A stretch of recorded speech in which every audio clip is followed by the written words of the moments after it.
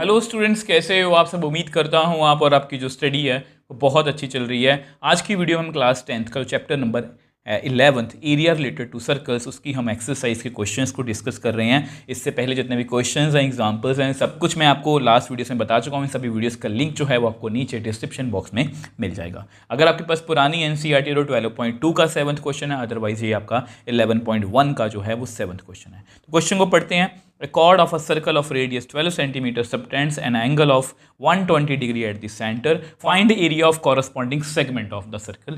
तो इसमें मैं आपको दो चीज़ें समझाऊंगा। सबसे पहले डायग्राम समझते हैं।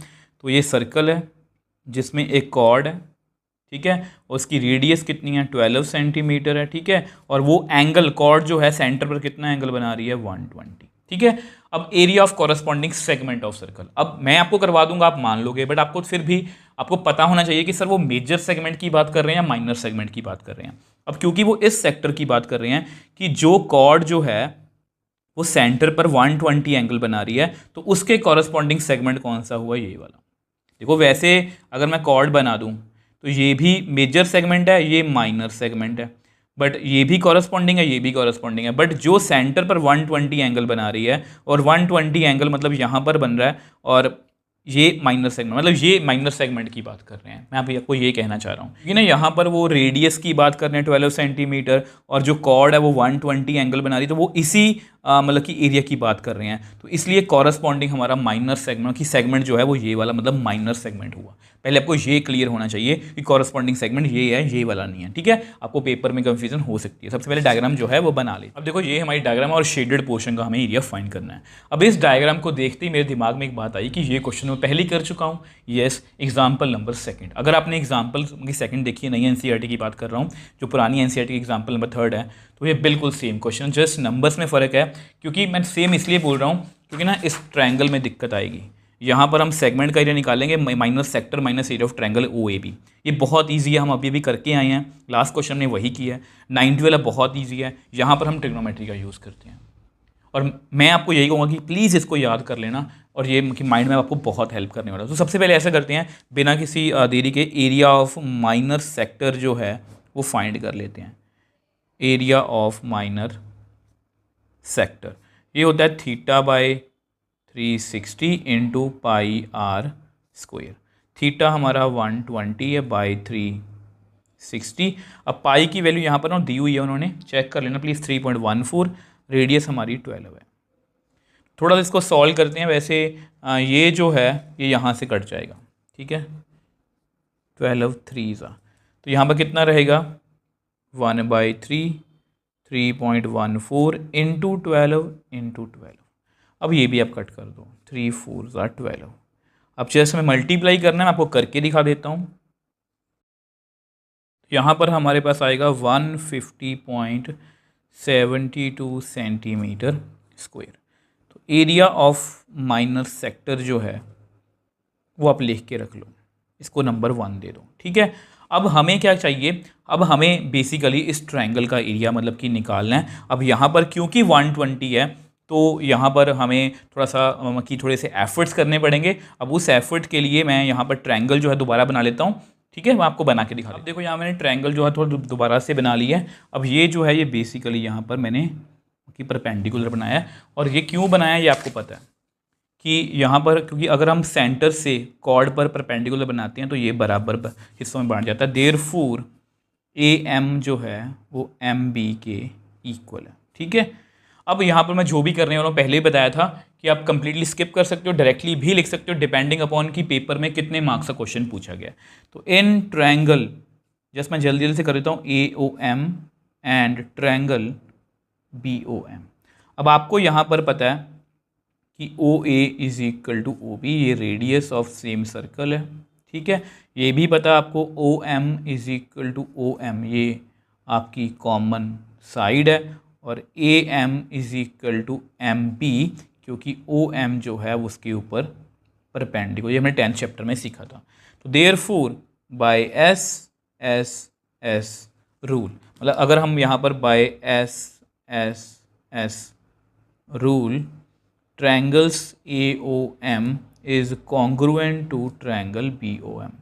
कॉन्ग्रुएंट का हमें फ़ायदा क्या हुआ कि ये एंगल जो 120 है ये 60 और 60 में डिवाइड हो गया। क्यों? क्योंकि AOM is equal to angle BOM by CPCT। तो CPCT से ये corresponding parts of congruent triangles ये इक्वल हैं, और जैसे ही ये 60 आ गया अब हमारा काम जो है बन चुका है। इसको आप छोड़ सकते हो कंप्लीट स्टेप को, ठीक है। आप डायरेक्टली लिख सकते हो कि ये ट्रायंगल्स जो हैं कॉन्ग्रुएंट है, इसलिए ये 60 है, ये 60, ये बेसिक्स वाली वीडियो में ही कर चुके हैं। अब ऐसा करते हैं, इसको हम नेक्स्ट पेज पे डिस्कस कर लेते हैं। अब देखो अब हमें क्या करना है। अब ये 60 है, ये 90 है, 90 और 60 150, और 180 में से माइनस किए हुए ट्रायंगल के 3 एंगल्स का 180 होता है, तो ये 30 डिग्री आएगा, ठीक है। अब इन ट्रायंगल AOM, ये हम क्यों कर रहे हैं? बेसिकली आपने अपना टारगेट नहीं बोलना, हमें ट्रायंगल AOP का पूरा एरिया निकालना है, उसके लिए हमें बेस और हाइट चाहिए, ठीक है। तो ट्रायंगल हम क्या करेंगे यहाँ पर, देखो मैंने आपको बेसिक वीडियो बताया था कि अगर 120 ना हम ट्रिग्नोमेट्री का यूज़ करेंगे, तो उसके लिए हम क्या करेंगे, सबसे पहले ना हम ऐसा करते हैं, cos 30 लिखते हैं यहाँ पर, cos 30 डिग्री। और आपको पता है कि पंडित बद्री प्रसाद हर हर cos C ऊपर कितना है B और H, तो B बाय H। अब बेस कितना है हमारा AM, और हाइपोटेन्यूज कितना है ये वाला OA। अब आपको cos 30 की वैल्यू भी पता होनी चाहिए, वो कितनी है, √3/2। हम हमेशा इसी तरह से करते हैं, तो विच एम्प्लाइज √3/2। AM हमें निकालना है, OA हमारा 12 है, तो विच एम्प्लाइज AM की वैल्यू कितनी आ गई, 12 इंटू √3/2। अब इसको आप कर दो कट, तो अगर इसको सॉल्व करें 6 इंटू 1.73 उन्होंने वैल्यू बोला है, तो विच एम्प्लाइज AM कितना आ गया, 10.38 सेंटीमीटर। नाउ अब आपको पता है कि AB जो है मुझे पूरा बेस चाहिए, ठीक है। इसको मैं लिख सकता हूँ AM प्लस MB, बट जो AM और MB हिस्सा है वो आपस में इक्वल है, विच एम्प्लाइज AB कितना लिखूंगा मैं, AM प्लस AM मतलब 2 टाइम्स AM। तो AB कितना आ गया, 2 इंटू AM की वैल्यू कितनी है, 10.38। तो इसको सॉल्व कर लो, तो आपके पास आएगा 20.76 सेंटीमीटर। तो बेस हमारा जी आ गया। अब जैसे ही बेस आ गया, इसके बाद हम परपेंडिकुलर मतलब हाइट निकालने, OM निकालने की कोशिश करते हैं। नाउ sin 30, अब एंगल के सामने क्या होता है, perpendicular by hypotenuse. Perpendicular OM है, हाइपोटेन्यूज हमारा OA है, OM हमें निकालना है, OA हमारा 12 है, और sin 30 की अगर आप वैल्यू देखोगे वो 1/2 है।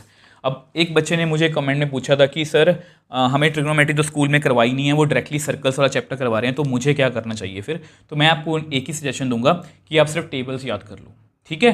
तो उसके लिए जो आपकी ट्रिग्नोमेट्री जो मैंने आपको चैप्टर नंबर 8 करवाया, उसमें मैंने टेबल की आपको ट्रिक बताई हुई याद करने की, वो आप कर लेना, उससे आपका ये चैप्टर जो है वो हो जाएगा।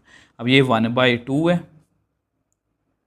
OM/12, तो विच एम्प्लाइज OM कितना आ गया, 12/2 मतलब कितना आ गया, यस 6 सेंटीमीटर। तो मतलब हमारा बेस और हाइट दोनों निकल चुके हैं, ठीक है। तो लिखते हैं देयरफॉर, अब देखो हमारा बेस कितना है AB, हाइट कितनी है OM 1/2। अब AB कितना है हमारा 20.76, OM कितना है हमारा 6। इसको आप कट कर दो, जब इसको सॉल्व करोगे तो कितना हमारे पास आएगा 62.28 सेंटीमीटर स्क्वायर। तो एरिया ऑफ ट्रायंगल भी हमने निकाल लिया। अब हमें क्या निकालना है, एरिया ऑफ माइनस सेगमेंट। मैं फॉर्मूला लिख के दिखा, अब देखो जस्ट मैंने एरिया ऑफ माइनस सेगमेंट का फॉर्मूला लिखा है, area of minus sector minus area of triangle, ठीक है। ये हमने निकाला लास्ट पेज पे, अब ये यहाँ पर पड़ा है, माइनस किया तो हमारा आंसर जो है परफेक्टली NCERT से मैच कर रहा है। एक बार जल्दी से क्वेश्चन को रिकॉल करते हैं। अब देखो आपका क्वेश्चन यहाँ से स्टार्ट था। सबसे पहली बात तो इसमें 120 आ गया, तो मुझे पहले ही पता था कि उन्होंने सेगमेंट का एरिया पूछा है। तो पहले ये बता दूं कि कॉरस्पॉन्डिंग सेगमेंट कैसे मैंने ये निकाला। कॉरस्पॉन्डिंग सेगमेंट ऊपर वाला भी हो सकता था, नीचे वाला, और ये बड़ी ही कंफ्यूजन बन सकता है, बट आपको पता है वो रेडियस की बात कर रहे हैं और यही एंगल की बात कर रहे हैं, तो इसके कॉरस्पॉन्डिंग यही सेगमेंट बनता है, और ये माइनर है, ठीक है। तो मैंने माइनस सेक्टर का एरिया निकाल लिया, बहुत ईजी था। अब इसमें हमें मतलब थोड़ा सा सोचना पड़ता है कि एफर्ट्स करने पड़ते हैं, तो यहाँ पर हमें कंस्ट्रक्शन करनी है कि ये परपेंडिकुलर ड्रॉ कर दो। अब ड्रॉ करते ये हिस्सा इसके हिस्से के बराबर है। अब ये जो है ये कंप्लीटली आप स्किप कर सकते हो, आप डायरेक्टली लिख सकते हो कि ये दोनों ट्रायंगल्स क्या हैं, कॉन्ग्रुएंट। अगर कॉन्ग्रुएंट है तो ये आपस में बराबर है, ये 60 है तो ये भी 60, क्योंकि ये 120 है टोटल। अब उसके बाद जस्ट मैंने मतलब क्या किया कि इस ट्रायंगल में cos 30 से मतलब वैल्यू निकाल ली। देखो cos 30 से मैंने बेस की AM की वैल्यू AM निकाला, तो मतलब कि उसका डबल किया तो AB की वैल्यू आ गई। अब sin 30 का यूज़ करके मैंने OM हाइट की वैल्यू निकाल ली। दोनों को मैं ट्रायंगल में फिल किया तो वहाँ से मेरा ट्रायंगल का एरिया, दोनों को माइनस किया और हमारा आंसर आ गया। आई होप ये क्वेश्चन आपको अच्छे से क्लियर है। एग्जाम पॉइंट ऑफ व्यू से बहुत इंपॉर्टेंट है, आपको बार बार बोल रहा हूँ 120 वाला क्वेश्चन ना बहुत इंपॉर्टेंट है, इसलिए आपने इसको बहुत ध्यान से करना है। अगर आपको इसको लेकर फिर भी कोई डाउट है आप मुझे नीचे कमेंट बॉक्स में लिख सकते हो, मुझे इंस्टाग्राम टाइम पर मैसेज भेज सकते हो, मैं हमेशा आपका रिप्लाई करता हूँ। अगर आपको वीडियो थोड़ी सी भी हेल्पफुल लगी तो वीडियो को लाइक कीजिए, शेयर कीजिए और इस चैनल को सपोर्ट कीजिए।